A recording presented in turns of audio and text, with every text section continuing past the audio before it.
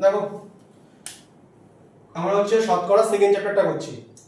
প্রথমে এক দাগের অঙ্কটা বলি, তারপরে 3 দাগ বলছি। এই কটা যে কটা গোল্লা করা হয়েছে সে কটা অসুবিধা হয়েছে, তাও এক দাগেরটা একটু বলছি, দেখে নাও শেয়ার করতে হয়। বলছে এই অঙ্কগুলো যেরকম করে বলবো ঠিক সেরকম করে বুঝবে, অন্য কিছু ভাবারই দরকার নেই। এইটা লেখা ওটা লেখা কিছু লেখা দরকার নেই, কোনটা বেশি কোনটা কম কিচ্ছু করার দরকার নেই। কোনটা আসল দাম, কোনটা এই দাম, কোনটা বাজার দাম, কোনটা আগের দাম, কোনটা নতুন দাম, কিচ্ছু লেখার দরকার নেই। যা বলবো ঠিক সেরকম ভাবে বলবো। বলছে চিনির বাজার দাম 25% বৃদ্ধি পায়। যদি 25% বৃদ্ধি পায় তার মানে কত ছিল? 100 থেকে 125 হলো। কোনটা আগের কোনটা পুরনো কোনটা নতুন কিচ্ছু লেখার দরকার নেই। 25% বৃদ্ধি পেয়েছে মানে 100 ছিল 125 হয়েছে।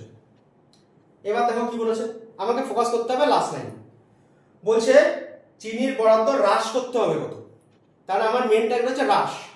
তাহলে এখানে দেখো তো কি বলছে, একটা 100 আছে একটা 125 আছে, কত হ্রাস করতে হবে? বলে 25 হ্রাস করতে হবে।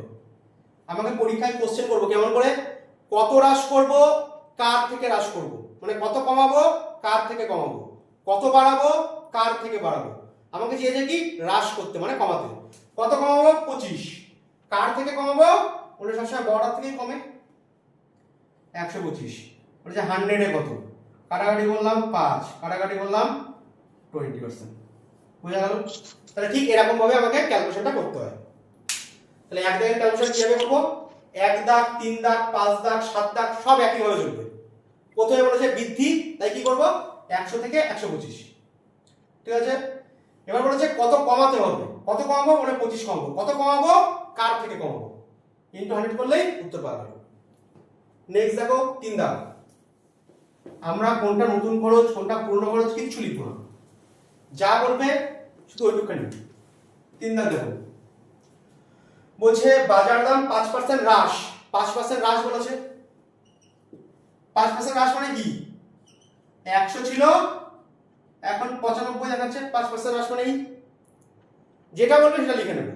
এইবার দেখো লাস্ট লাইন ফোকাস করো কি বলেছে। বলেছে ওই পরিবারের খরচ না কমিয়ে দ্রব্যটির ব্যবহার কত বৃদ্ধি করতে হবে। তাহলে লাস্ট লাইন কি আছে? বৃদ্ধি করতে হবে। তাহলে এখানে আবার সেই একই কোশ্চেন, কত বৃদ্ধি করব? বললাম 5 বৃদ্ধি করব। কত বেশি? কার থেকে বেশি। কার থেকে বেশি? নিচে ছোটার থেকেই বেশি হয়। কত বেশি? বললাম 5 বেশি। কার থেকে বেশি? বললাম 95 থেকে। তাহলে 100 তে কত? 5 19 95, 19 দিয়ে ভাগ করলে 5 19 95, 5 পূর্ণ 5 এর 19 এত পার্সেন্ট। বোঝা গেল কথা? তাহলে আমাকে কিছুই দেখতে হয় না। যদি বলে 10% বেশি তাহলে 100 আর 110 এর গল্প। যদি বলে 10% কম 100 আর 90 এর গল্প। যদি বলে বাড়াতে বলে কত বাড়াবো কার থেকে বাড়াবো। যদি বলে কমাতে কত কমাবো কার থেকে কমাবো। কমাবো সবসময় বড়টার থেকে আর বাড়াবো সবসময় ছোটটার থেকে। কত বাড়াবো? বললাম 5 বাড়াবো। কার থেকে বাড়াবো? ছোটটার থেকে সবসময় বাড়াতে হয়। ঠিক, তাহলে 1 3 5 7 পুরো সেম টাইপের অঙ্ক, কিচ্ছু নেই। বুঝলাম?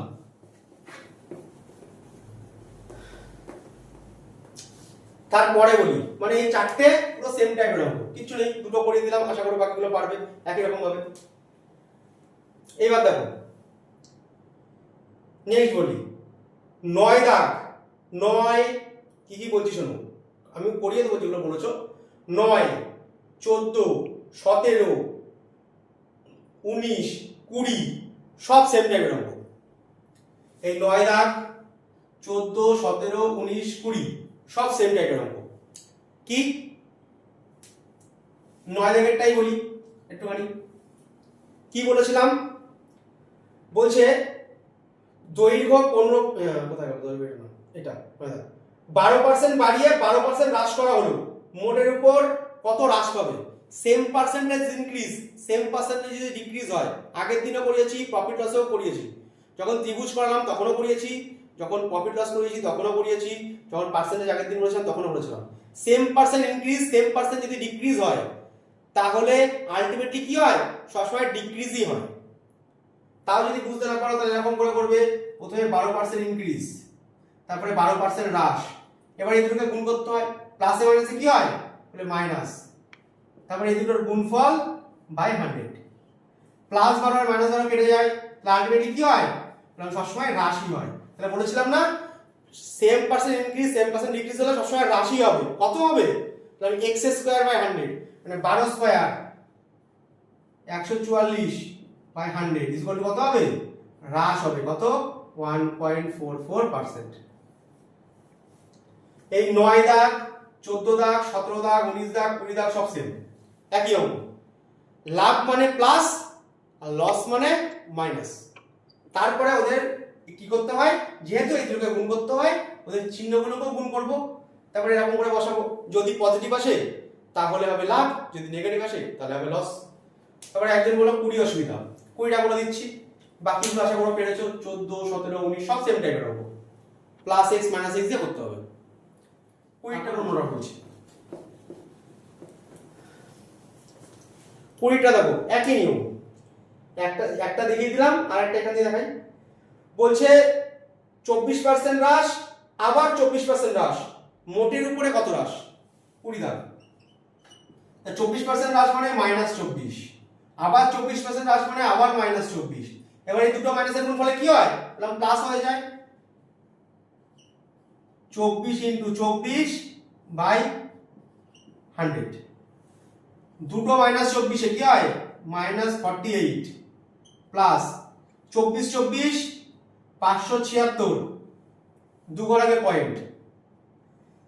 তাহলে 48 টাকা দিয়ে প্রথমে 5 টাকা বাদ দাও, 43 টাকা। 43 টাকার থেকে আবার 76 পয়সা বাদ দাও, 42.24%। এত পার্সেন্ট কি হ্রাস হয়ে যাবে। একই অঙ্ক, 9 দাগো যা 14 17 19 20 সব সেম। আগেরটায় একটা প্লাস একটা মাইনাস বলেছিল, তাই প্লাস মাইনাস নিয়েছিলাম। এখানে দুটোই মাইনাস বলেছে, তাই দুটোই মাইনাস। এবার এই দুটোকে গুণ করার জন্য কি করতে হয়? চিহ্নগুলোকেও গুণ করতে হয়।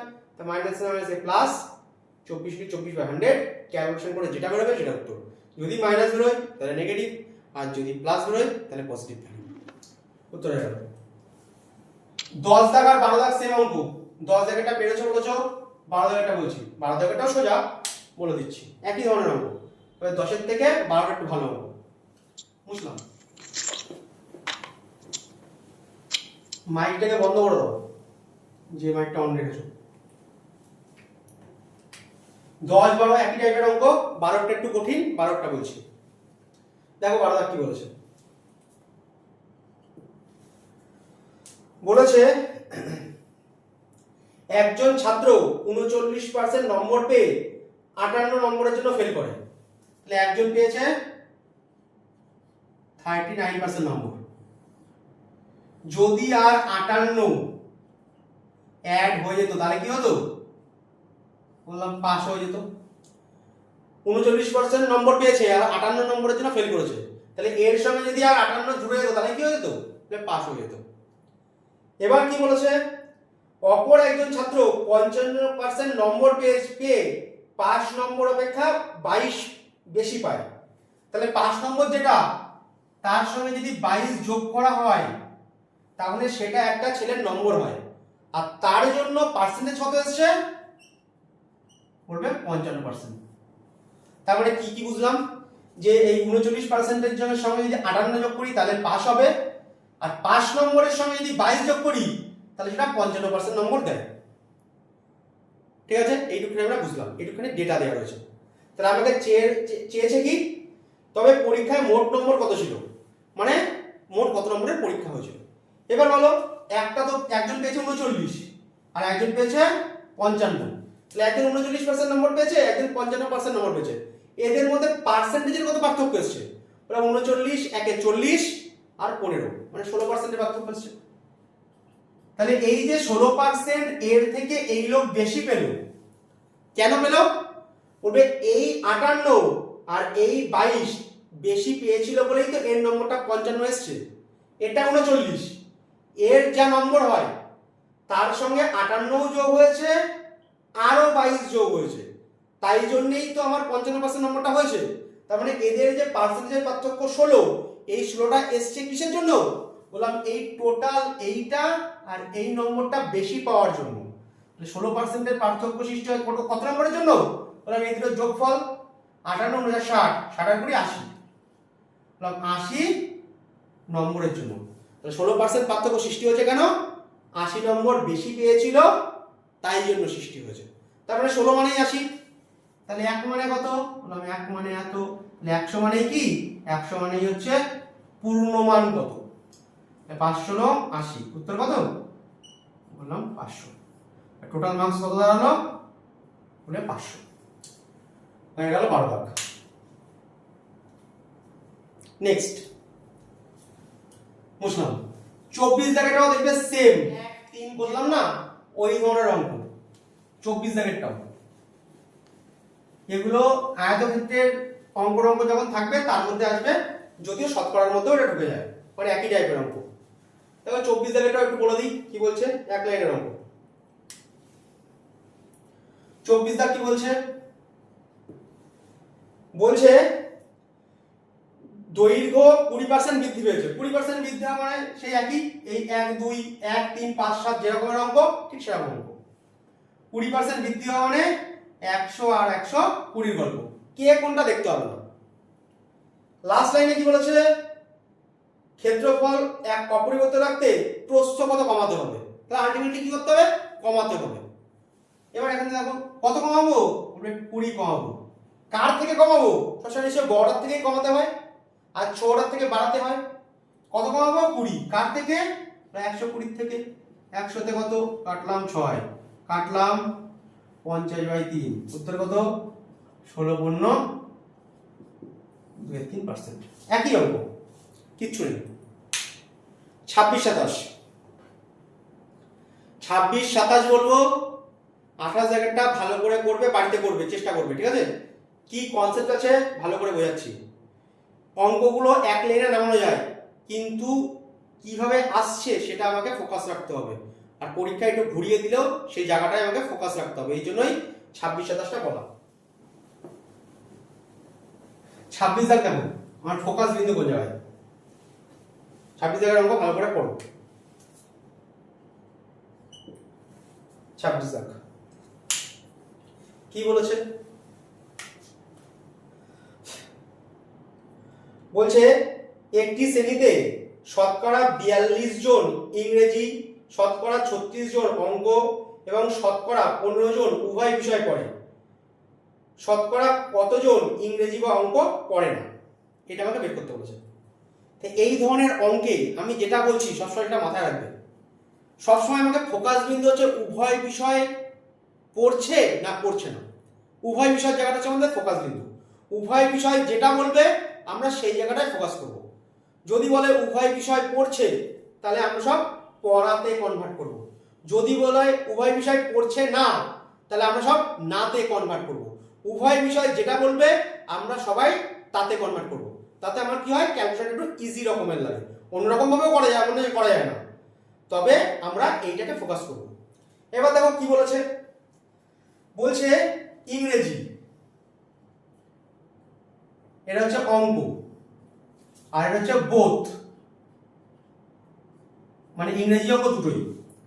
এবার বোথটা কি দিয়েছে দেখো, পড়ে না পড়ে না, বলছে পড়ে।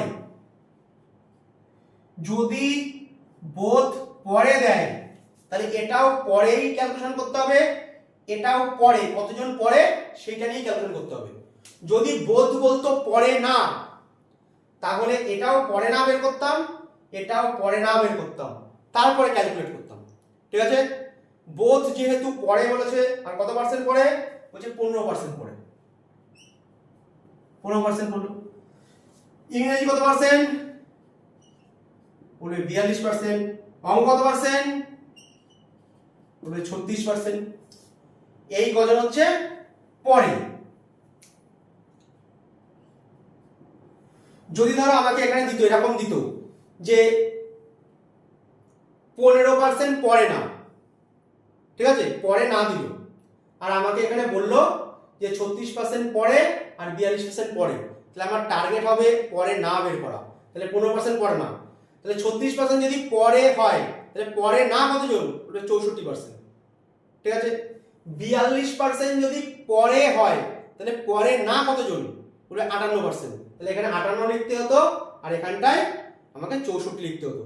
এটা যদি না দেয় তাহলে সব কটা না বের করবো, এটা যদি হ্যাঁ দেয় তাহলে সব কটা হ্যাঁ বার করবো। এর ওপর ডিপেন্ড করবে আমরা কিভাবে ক্যালকুলেশনটা করবো, ঠিক আছে? তাহলে জিনিসটা ইজি মনে হবে।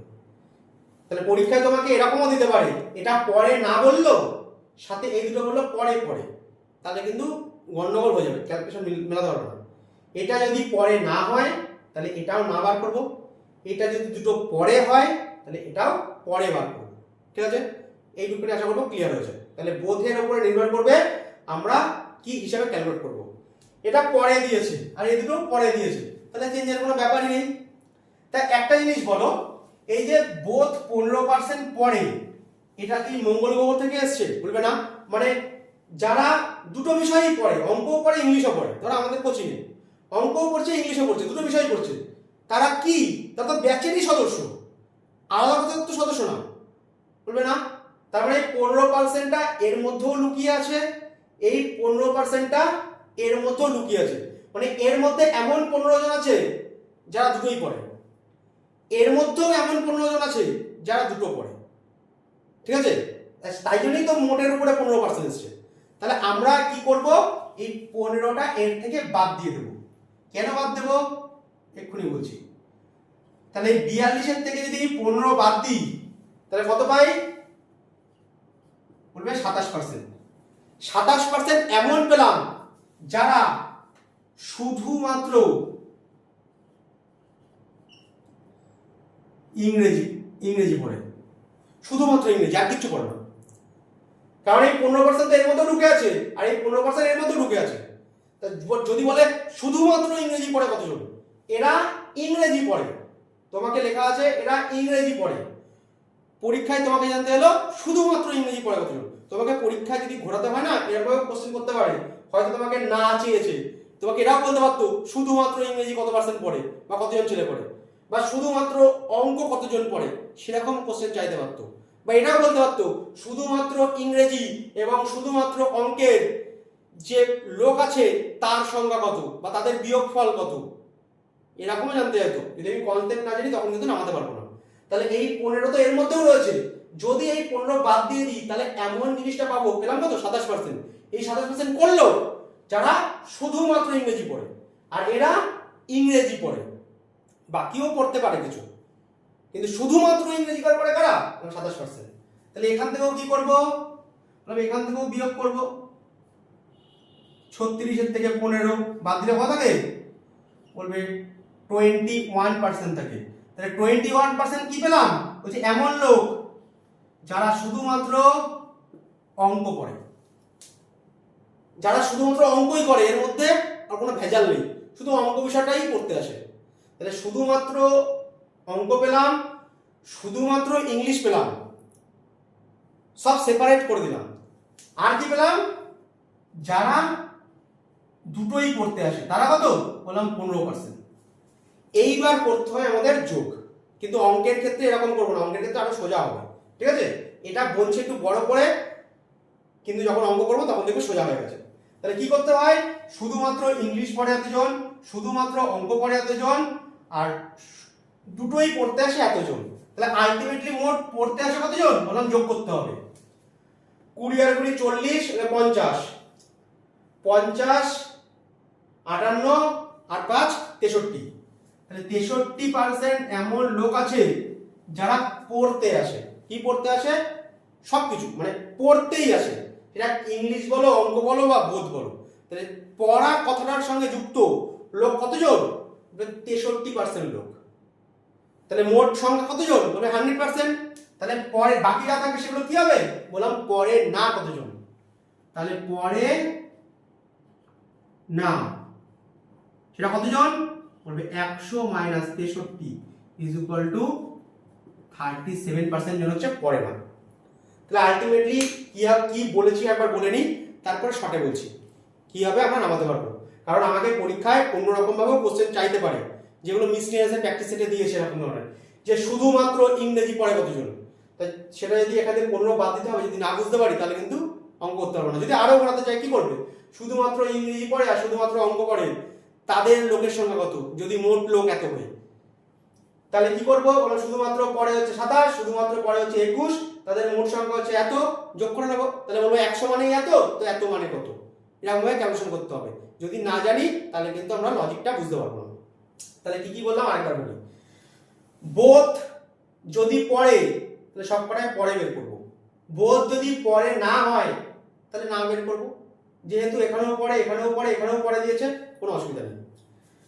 বোথ যে এই পড়ে সেই 15 জন নিশ্চয়ই এর মধ্যেও আছে, এর মধ্যেও আছে, এটা তো বাইরের গ্রহের লোক না, এই ব্যাচেরই তো লোক। তাহলে 15 জন এখানে এমন আছে যারা দুটোই পড়ে, 15 জন এমন আছে যারা দুটোই পড়ে। তাহলে এই 15 এর মধ্যেও ঢুকে গেল, এই 15 এর মধ্যেও ঢুকে গেল না, ডবল ঢুকে গেছে। এই জন্যই আমাকে বাদ দিতে হয়, না হলে বাদ দিতে হতো না। এবার দেখো কি করছি, বললাম এইটার থেকে যদি 15 বাদ দিই তাহলে এমন লোক পাবো যারা শুধুমাত্র ইংরেজি পড়ার জন্যই ব্যাচে ঢুকেছে। সেটা কত পার্সেন্ট? 27%। এই 15 যদি বাদ দিই তাহলে এমন লোক পাবো যারা শুধুমাত্র অঙ্কের জন্যই এখানে ঢুকেছে। তাহলে শুধুমাত্র অঙ্ক এতজন, শুধুমাত্র ইংলিশ এতজন, প্লাস বোথ 15 জন। তাহলে এই কজন কি পেলাম? টোটাল পার্সেন্টেজ পেলাম কত? বললাম 63%। যারা পড়া এই কোচিং এর সাথে যুক্ত আছে এমন লোকের কথা বলছে, মানে যারা পড়তে এসেছে। টোটাল পড়ার কমিউনিটি কতজন? বললাম 63%। তাহলে পড়ার কমিউনিটি 63% হয়, তাহলে পড়ে না কতজন, মানে অঙ্ক ইংলিশ পড়ে না কতজন? বললাম 100 থেকে বিয়োগ করলে বেরিয়ে যাবে কত হয়? 67। ঠিক আছে, এইবার দেখো এটা পরীক্ষার হলে শর্টে কেমন করে নামাতে হয় মুসলাম একটুখানি।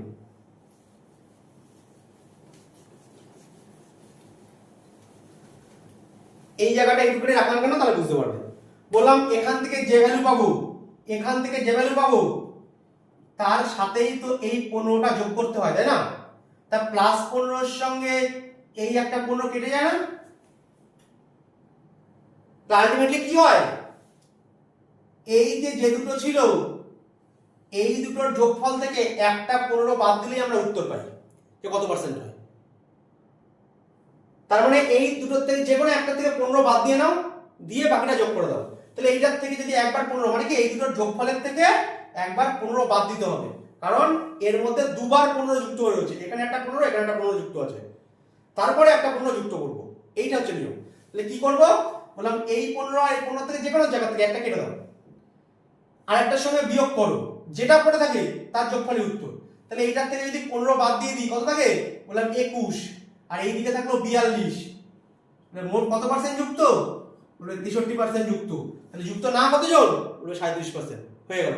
পরীক্ষার জন্য এইটুকুনি করতে হবে। কি করতে হয়? এই টোটাল যোগফলের থেকে একটা 15 বাদ দিয়ে দিতে হয়। তাই প্রথম 15 আগেই বাদ দিয়ে নিলাম, এর থেকে 15 বাদ দিলে কত হবে? বলবে 21, 21 আর 42 কত হয়? 63। তাহলে এইটুকুনি করলেই উত্তরটা বেরিয়ে যাচ্ছে, অতখানি করতে হবে না। তাই পরীক্ষা যখন করব এইভাবে করব। 63% যদি পড়ার সঙ্গে যুক্ত থাকে তাহলে পড়ে না কতজন? 100 - 63, উত্তর হয়ে যাবে। ঠিক আছে, আশা করবো বুঝতে পেরেছো 26। তাহলে আমার ফোকাস বিন্দু কিন্তু বোধ কি করে সেইটা, না হলে কিন্তু পরীক্ষায় ভুল হয়ে যাবে। বোধ যদি না হয় তাহলে ওখানেও না, বোধ হ্যাঁ হলে ওখানেও হ্যাঁ। এবার দেখো 27 দাগের অঙ্ক ফার্স্ট করছি। এবার 27 দাগের অঙ্ক বাড়িতে 28টা করবে। দেখো 27 দাগের অঙ্ক কি বলছে। বলছে ফেল করে, একটা হচ্ছে অঙ্কে ফেল, একটা ইংরেজিতে ফেল, আর একটা উভয় বিষয়ে ফেল। 27 দাগ, অঙ্কে ফেল, ইংরেজিতে ফেল, আর বোথ ফেল। বোথ দিয়েছে ফেল, আর এটাও দিয়েছে ফেল। তাহলে চেঞ্জের কোনো ব্যাপারই আসলো না, যা দিয়েছে তাই দিয়ে ক্যালকুলেশন করবো। বোথ যা দেয় সেই হিসাবেই যদি দেয় কোনো চেঞ্জের ব্যাপার নেই। ধরো বোথ দিল ফেল আর এই দুটো পাস দিল, তাহলে আমাকে ফেলে কনভার্ট করতে হবে। যদি বলে 60% পাস তাহলে ফেল কত পার্সেন্ট? 40%। যদি বলে 70% পাস তাহলে ফেল কত পার্সেন্ট? বললাম 30%। তখন 30 আর ওইখানে ওটা দিয়ে ক্যালকুলেশন করতে হবে, তখন কিন্তু চেঞ্জ করতে হবে। যেহেতু সবকটাই ফেল দিয়েছে কোনো মাথা ব্যথা নেই। কি বলেছে? বলেছে 46% ফেল, এই যে 46%। বলেছে 29% ফেল, এই যে 29% ফেল। এবার বলেছে 25% ফেল। তাহলে আমরা কি পাবো? যখন সব ফেল দিয়েছে তাহলে ফেল কতটার সাথে যুক্ত আছে কতজন সেইটা বের করার চেষ্টা করছি। তাহলে কি করব? আমি এই দুটো যোগফলের থেকে 25 বাদ দিতে হবে। তা আমি কি করলাম? 25 আগেই বাদ দিয়ে নিলাম, 25 বাদ দিলে কত হবে বললাম 4, 46 আর 4 কত হয় বললাম 50%। 50% এমন যারা ফেল কথাটার সাথে যুক্ত, কারণ সবাই তো ফেল, তাহলে ফেল না কতজন বললাম সেটা 100 থেকে বিয়োগ করতে হবে, আলটিমেটলি কত হবে বললাম সেটাও 50%ই হবে। তাহলে ফেল না কতজন বলে 50%। আশা করবো বুঝেছো।